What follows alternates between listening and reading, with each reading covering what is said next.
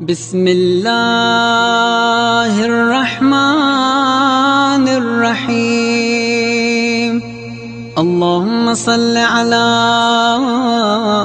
محمد وآل محمد۔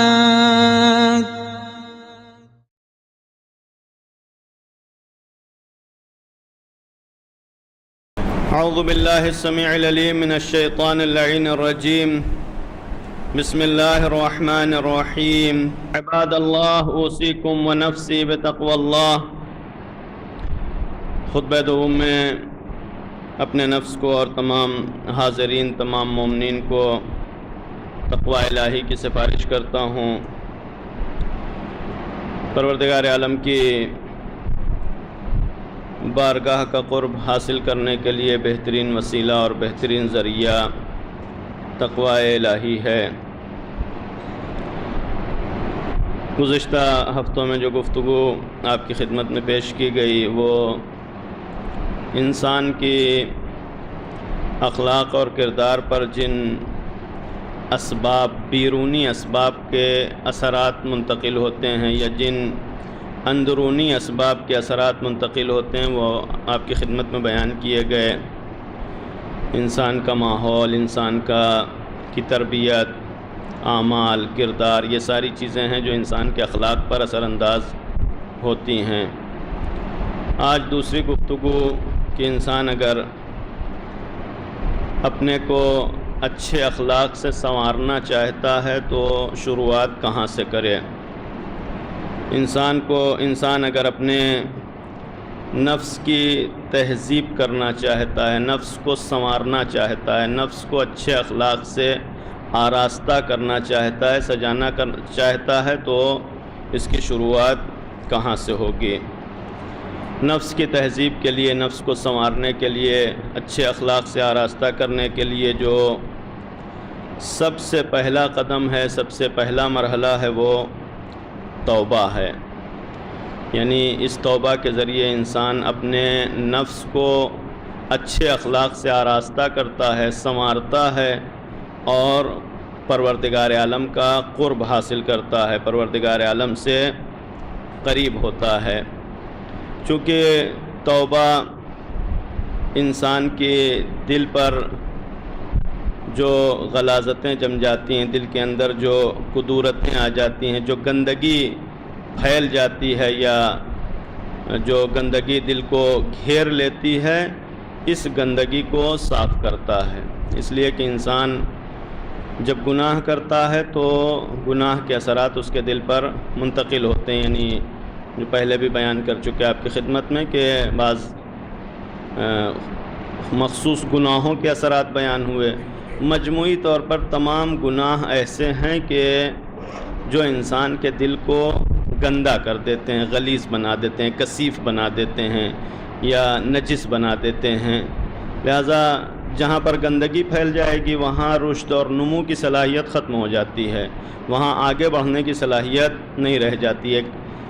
گندی زمین پر کوئی بھی سبزہ نہیں اگ سکتا، غلاظتوں میں کوئی اچھی پیداوار نہیں ہو سکتی۔ لہذا توبہ کا کام یہ ہے کہ دل سے اس گندگی کو، اس کثافت کو دور کر دیتا ہے۔ دل کی تاریکی کو توبہ روشنی میں تبدیل کر دیتا ہے۔ جب انسان گناہ کرتا ہے تو انسان کا دل تاریک ہو جاتا ہے، انسان کو آگے بڑھنا ہے، تاریکی میں آگے بڑھنا ممکن نہیں ہے، اندھیرے میں قدم آگے بڑھانا یہ انسان کے لیے خطرناک ہے، لہٰذا آگے نہیں بڑھ سکتا۔ اگر آگے بڑھنا ہے تو اس کے لیے ضروری ہے کہ وہ روشنی مہیا کرے۔ توبہ انسان کے لیے وہ روشنی مہیا کرتا ہے کہ دل کی تاریکی کو ختم کر دیتا ہے۔ دل تاریک کیسے ہوتا ہے؟ انہی گناہوں کے ذریعے، جیسا کہ بعض روایات کے ذیل میں آپ کی خدمت میں بیان کیا گیا کہ جب بھی انسان گناہ کرتا ہے تو فوراً اس کے دل میں ایک سیاہ نقطہ ایجاد ہو جاتا ہے، سیاہ نقطہ، کالا نقطہ پیدا ہوتا ہے۔ اگر انسان فوراً توبہ کرتا ہے یہ نقطہ محو ہو جاتا ہے، ختم ہو جاتا ہے، اور اگر انسان توبہ نہیں کرتا تو یہ نقطہ یوں ہی پھیلتا چلا جاتا ہے یہاں تک کہ دل کے اوپر مکمل غالب ہو جاتا ہے، یعنی پورے دل کو اپنے گھیرے میں لے لیتا ہے، ڈھانپ لیتا ہے، اس کو اپنے گھیرے میں لے لیتا ہے، لہٰذا اس دل میں پھر امکان اصلاح ختم ہو جاتی ہے کہ وہ دل اب پھر بدلنے کے لائق نہیں رہ جاتا۔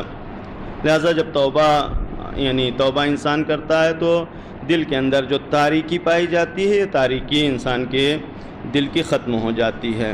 تیسرا کام جو توبہ انسان کی زندگی میں کرتا ہے کہ انسان کی پشت کو گناہوں کے بوجھ سے ہلکا کر دیتا ہے۔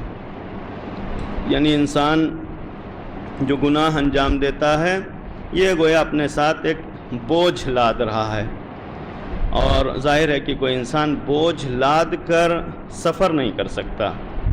جتنا انسان سنگین ہوگا، جتنا انسان کے اوپر بوجھ لدا ہوا ہوگا، اتنا زیادہ اس کے سفر میں کندی آئے گی، اور ممکن ہے یہ بوجھ انسان کو بالکل مفلوج بنا دے، یعنی بٹھا دے اپنی جگہ پر، کھڑے ہونے کے لائق نہ چھوڑے۔ جیسا کہ دعائے کمیل میں پروردگار عالم کی بارگاہ میں انسان عرض کرتا ہے کہ پروردگار، ہمارے گناہوں نے ہمیں بٹھا دیا ہے، یعنی ہم اس لائق نہیں رہ گئے ہیں کہ ہم اپنی جگہ سے حرکت کر سکیں، آگے بڑھ سکیں۔ لہذا انسان جب سفر کرنا چاہتا ہے، آگے بڑھنا چاہتا ہے، تو ضروری ہے کہ یہ بوجھ ہلکا کرے، چونکہ گناہوں کے اثرات واقعاً ایسے ہی ہیں کہ انسان کی طبیعت کو سنگین کر دیتے ہیں۔ یہ جب بوجھ کی گفتگو کی جاتی ہے تو دو مرحلہ ہے۔ ایک برزخ کا مرحلہ ہے، جہاں پر انسان خود مشاہدہ کرے گا کہ پروردگار عالم اس کے نیک اعمال کو اس کے داہنے ہاتھ میں دے دے گا، اور اس کے برے اعمال کو اس کے بائیں ہاتھ میں دے دے گا، اور اس بوجھ کو اٹھا کے اسے برزخ کے مرحلے کو طے کرنا ہے۔ وہ حالات جس حد تک احادیث میں بیان کیے گئے ہیں، انسان ان کو ملاحظہ کرے تو یعنی تصور کر سکتا ہے کہ کتنا سنگین ہے۔ ایک گناہ انسان کے سفر کے اس مرحلے کو کتنا طولانی بنا دیتے ہیں۔ لیکن اس برزخ کے مرحلے سے پہلے یہیں پر انسان کے اوپر جو گناہ اثر رکھتے ہیں وہ یہ کہ انسان کی طبیعت کو اس طریقے سے سنگین بناتے جاتے ہیں کہ دھیرے دھیرے انسان کے دل میں نیکیوں کی رغبت کم ہوتی چلی جاتی ہے اور برائیوں کی رغبت بڑھتی چلی جاتی ہے۔ یعنی ایک طرف سے تو یہ اتنے سنگین ہو جاتا ہے، یعنی انسان اتنا سنگین ہو جاتا ہے کہ نیکیوں کی طرف بڑھنے کی قوت نہیں رکھتا، اگرچہ برائیوں کی طرف چونکہ رغبت بڑھتی جاتی ہے، لہٰذا برائیاں اس کے لیے اور آسان ہوتی جاتی ہیں۔ لہٰذا جب انسان اس مرحلے میں پہنچتا ہے تو بہرحال کچھ دن ایسا ہوگا کہ انسان نیکیوں کی طرف کم رغبت ہوگا، یعنی نیکیاں کم انجام دے گا، برائیاں زیادہ انجام دے گا۔ لیکن ایک دن وہ بھی آ سکتا ہے کہ جس دن انسان کی زندگی سے نیکیوں کا خاتمہ ہو جائے اور انسان صرف اور صرف برائیوں کی طرف توجہ رکھے اور برائیوں کی طرف آگے بڑھے۔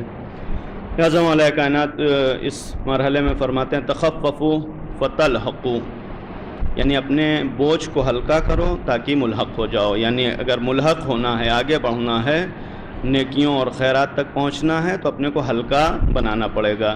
انسان جتنا ہلکا ہوگا مادی نسبتوں سے، مادی وابستگیوں سے اور گناہوں سے، اتنا ہی انسان کے سفر میں آسانی ہوگی۔ کتنا آج کے زمانے میں اس مثال کو بہت ہی اچھی طریقے سے محسوس کیا جا سکتا ہے کہ ایک ہمارے یہاں وہ لوگ ہیں کہ جو پورے قافلے کے ساتھ سفر کرتے ہیں، جن کو ہم چادر نشین یا وہ لوگ جو در بدر پھرتے رہتے ہیں، بہرحال ان کا کوئی ٹھکانہ نہیں ہوتا، کوئی رہائش نہیں ہوتی، ہمیشہ خانہ بدوش کہا جاتا ہے انہیں کہ ہمیشہ اپنا بار زندگی اپنے ساتھ اٹھائے ہوئے پھرتے ہیں۔ ان کے سفر کا کیا مرحلہ ہے کہ ایک مہینے میں مثلا ممکن ہے 10-20 کلومیٹر کا سفر طے کریں۔ کیوں؟ اس لیے کہ ان کا سارا سامان زندگی، ان کا بوجھ بنا ہوا ہے، یہ آگے جا نہیں سکتے۔ اور وہیں پر وہ انسان جو ایک کریڈٹ کارڈ جیب میں رکھ کے وہ پوری دنیا کا سفر ہفتے میں کر کے واپس چلا آتا ہے۔ کیوں؟ اس لیے کہ اس کے پاس کوئی بوجھ نہیں تھا، بہت آسانی سے سارا سفر اس نے طے کر لیا۔ اس انسان کو جس کے ساتھ یہ سارے بوجھ لدے ہوئے ہوں، اس کو اگر دنیا کا سفر کرنا ہو تو کیا کرے گا؟ یعنی ظاہر ہے کہ یہ دنیا کا سفر کرنے کے لائق ہی نہیں ہے۔ جو انسان 10-15 کلومیٹر کی رفتار سے سفر طے کرتا ہے، وہ اس کو 50 کلومیٹر جانا ہو تو ہفتوں لگیں گے اس کو، اور یہ انسان جس کے پاس کوئی بوجھ نہیں ہے، سامان سفر نہیں ہے، بہت آسانی سے اپنے یعنی سفر کو طے کرتا ہے اور سفر ختم کر کے اپنے مقام پر واپس آ جاتا ہے۔ نیکیاں جو انسان کی زندگی میں ہوتی ہیں، نیکیاں بوجھ نہیں بنتی، نیکیاں انسان کی طبیعت کے ساتھ سازگار ہیں، لہٰذا انسان کی زندگی میں گھل مل جاتی ہیں، ختم ہو جاتی ہیں۔ لیکن گناہ انسان کی طبیعت کے ساتھ سازگار نہیں ہے، گناہ بوجھ بنتے ہیں۔ اسی طریقے سے جس طریقے سے وہ غذائیں جو انسان کے بدن کے ساتھ سازگار ہیں، انسان کھاتا ہے، ہضم کر لیتا ہے، اور وہ انسان کے بدن میں انرجی اور خون اور مثلاً چربی بن کے انسان کے بدن کا حصہ بن جاتی ہیں، لیکن اگر ایک پتھر گردن میں لٹکا لے تو انسان کا بوجھ بڑھا رہتا ہے۔ گناہ وہی پتھر ہے جو انسان اپنے گردن میں لٹکا لیتا ہے کہ اس سے اس کا بوجھ بڑھ جاتا ہے۔ نیکیاں کبھی انسان کی زندگی میں سنگینی پیدا نہیں کرتی، لہٰذا اگر کہیں نیکیاں آپ کو دکھائی پڑیں کہ سنگینی پیدا کر رہی ہیں تو اس کا مطلب یہ ہے کہ نیکی نہیں ہے۔ یعنی وہ نماز جو انسان کو سنگین بنا دے، وہ نیکی مثلاً علم جو انسان کو متکبر بنا دے، یہ نیکی نہیں، یہ بھی وہی وزر و وبال ہے، برائی ہے جو انسان کو سنگین بنا دیتا ہے۔ لہذا انسان جتنا ہلکا ہوگا سفر اتنا ہی اس کے لیے آسان ہوگا۔ مرحوم ملا محسن فیض رضوان اللہ تعالی علیہ اپنی کتاب محجت البیضاء میں جو توبہ کی تعریف کرتے ہیں، فرماتے ہیں کہ توبہ گناہوں سے ستار العیوب اور علام الغیوب کی طرف پلٹنے کا نام ہے۔ چونکہ گناہ انسان کی وہ حالت ہوتی ہے کہ جب پروردگار عالم کی جانب انسان کی پشت ہوتی ہے اور رخ جو ہے وہ برائی کی طرف ہوتا ہے، یہ برائی کی حالت ہے۔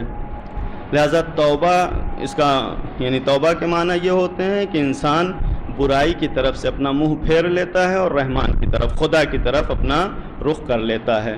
لہذا یہاں سے توبہ کی شروعات ہوتی ہے۔ توبہ پہلا قدم ہے انسان کے لیے قرب الہی میں آگے بڑھنے کا۔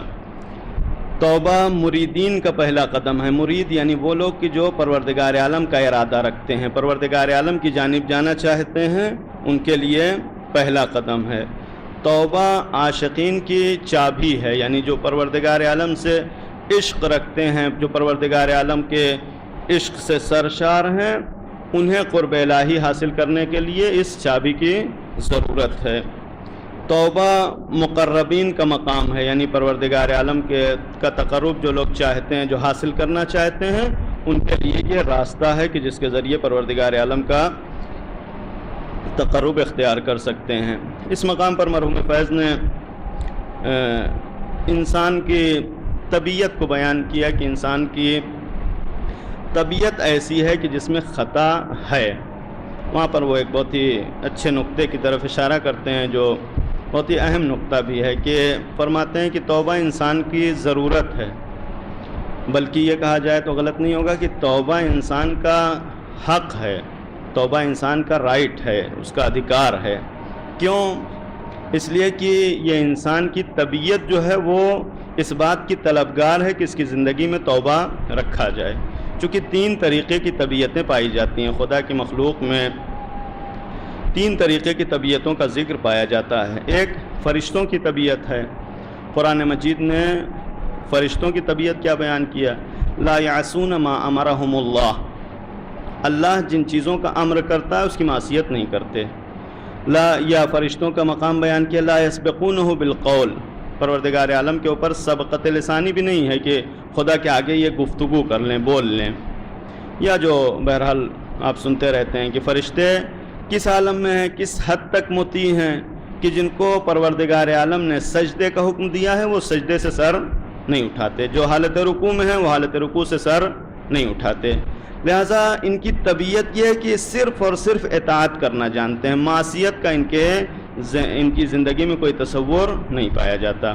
حتیٰ فرشتوں کے لیے یہ بھی کہا جا سکتا ہے کہ معصیت کر نہیں سکتے، یعنی وہ معصیت کر ہی نہیں سکتے۔ یہ فرشتوں کی طبیعت ہے۔ لہٰذا چونکہ پروردگار عالم کے امر کے تابع ہیں اور امر الہی صرف اور صرف خیر ہوتا ہے، نیک ہوتا ہے، لہٰذا فرشتوں کی زندگی میں شر کا کوئی تصور نہیں پایا جاتا، ضرورت ہی نہیں ہے کہ وہ توبہ کریں۔ دوسرا مرحلہ، دوسری طبیعت جس کو قرآن نے ذکر کیا وہ شیطانی طبیعت ہے۔ غلطی کرنا جانتا ہے لیکن پلٹنا نہیں جانتا۔ پروردگار عالم نے جناب آدم کا پتلا تیار کیا اور اس کے بعد پھر تمام ملائکہ کے ساتھ شیطان کو بھی حکم دیا کہ سر سجدے میں رکھ دے، اس نے سر سجدے میں نہیں رکھا۔ قرآن مجید نے متعدد مقام پر شیطان کی اس طبیعت کو ذکر کیا ہے کہیں پر پروردگار عالم نے سوال کیا اور اس کے مقابلے میں شیطان کا جواب بھی ذکر کیا کہ شیطان نے کہا کہ ہم ان سے بہتر ہیں، چونکہ تو نے ہمیں آگ سے پیدا کیا اور انہیں مٹی سے پیدا کیا ہے، اس لیے ہم نے سجدہ نہیں کیا۔ یا دوسرے مقامات وہ ہیں کہ جہاں پر شیطان کا جواب ذکر نہیں کیا گیا، یعنی ایک وہ مقام جہاں پر ذکر نہیں کیا گیا، اس سے بھی یہی سمجھ میں آتا ہے کہ اس نے غلطی تو کیا لیکن غلطی کے بعد یہ پشیمان ہونا نہیں جانتا، شرمندگی نہیں جانتا۔ اور دوسرا وہ مقام کہ جہاں قرآن جواب ذکر کرتا ہے، اس کا مطلب یہ کہ اس سے اور آگے کا مرحلہ ہے، تکبر بھی ہے اس کے اندر، اکڑ بھی پائی جاتی ہے، یعنی یہ گناہ کے مقابلے میں نہ شرمندہ ہوتا ہے نہ واپس جانا چاہتا ہے۔ تیسری طبیعت جو ذکر کی قرآن نے، وہ انسان کی طبیعت ہے۔ جناب آدم علیہ السلام، پروردگار عالم نے حکم دیا کہ فلا تقربا هذه الشجرہ، اس درخت کے نزدیک نہ جانا۔ جناب آدم نے بہرحال وہ درخت کا پھل کھایا اور اس کے بعد جو گفتگو آپ سنتے رہتے ہیں کہ یہ ترک اولا انجام دیا، یعنی ایک نافرمانی جیسی صورت جناب آدم کی زندگی میں پیش آئی۔ لیکن پیش آئی تو فوراً کیا ہوا؟ فوراً پروردگار عالم کی طرف رجوع کیا کہ پروردگار ہم سے غلطی ہو گئی، ہم پلٹنا چاہتے ہیں۔ اب وہ یعنی یہ جو توبہ انسان کی ضرورت ہے وہ اسی جہت سے ہے کہ شیطان پلٹنا جانتا ہی نہیں، شرمندگی جانتا ہی نہیں، اس کو ضرورت ہی نہیں ہے کہ وہ پلٹ کے آئے۔ فرشتے غلطی کرتے ہی نہیں، انسان ہی کی زندگی میں غلطی بھی پائی جاتی ہے اور یہ شرمندگی بھی پائی جاتی ہے۔ اب پروردگار عالم اگر اس شرمندگی کے مقابلے میں راستہ بند کر دے تو یہ لطف اور رحمت الہی کے خلاف ہے کہ اگر انسان پلٹنا چاہے تو پھر پلٹ نہ سکے، راستہ بند ہے۔ نہیں، پروردگار عالم نے چونکہ انسان کی طبیعت میں یہ اختیار رکھا اور اس اختیار کی بنیاد پر احتمال تھا کہ انسان راستہ بھٹک جائے، لہذا اس کے اندر یہ صلاحیت بھی رکھی تھی، یہ قوت بھی رکھی تھی کہ جب گناہ کرے گا تو فوراً شرمندہ ہوگا اور شرمندہ ہو کے پلٹے گا تو کوئی مقام ہونا چاہیے کہ جہاں پر جائے۔ امام سجاد علیہ السلام اپنی مناجات میں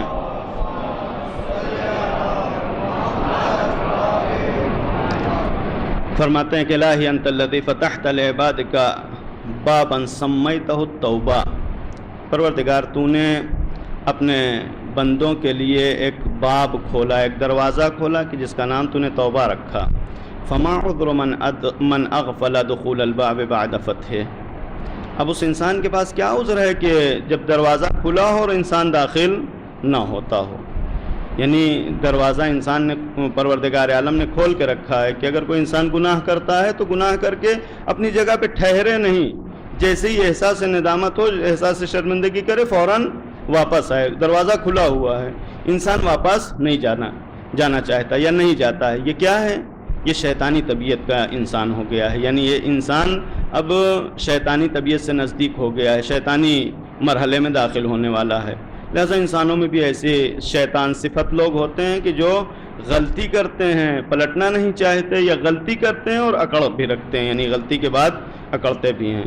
پروردگار عالم ایسے لوگوں کو پسند نہیں کرتا، اور اس کے مقابلے میں جو انسان توبہ کرتا ہے، نہ صرف پروردگار عالم اس کے